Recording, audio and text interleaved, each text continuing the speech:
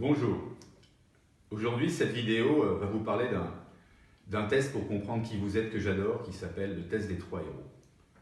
Alors, vous mettez une feuille de papier avec un stylo et vous réfléchissez à 3 héros ou héroïnes de votre vie qui ont existé ou qui n'ont pas existé.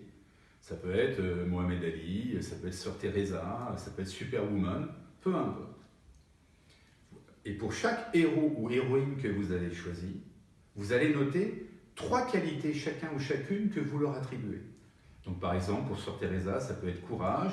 Si vous avez choisi Simone Veil, ça peut être également courage. Il peut y avoir des qualités qui sont redondantes. L'important, c'est d'avoir 3 héros, 9 qualités. Une fois que vous avez fait cet exercice, à voix haute, vous appropriez ces qualités. Donc par exemple, si votre premier héros c'était le courage, la ténacité, la bienveillance, vous dites « je suis courageux, je suis tenace, je suis bienveillant », etc. etc. pour les 9 qualités.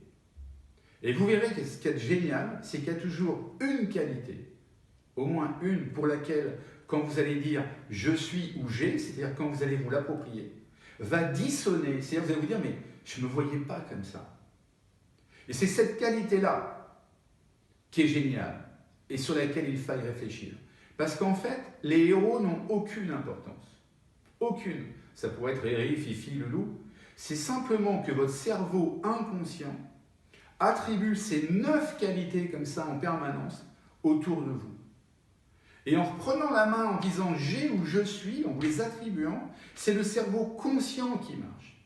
Et il y a très souvent une dissonance entre le cerveau inconscient et le cerveau conscient. Alors prenons un exemple.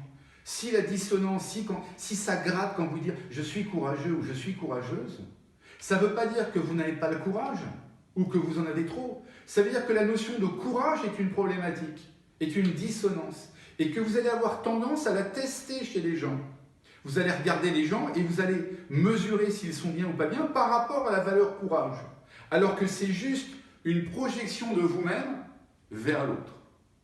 Donc je trouve cet exercice magnifique parce qu'une fois qu'on a trouvé la dissonance de sa vie et qu'on l'a donc conscientisé grâce à cet exercice, vous allez voir qu'en fait, autour de vous, vous testiez les gens par rapport à cette qualité sur laquelle vous aviez du mal à vous axer.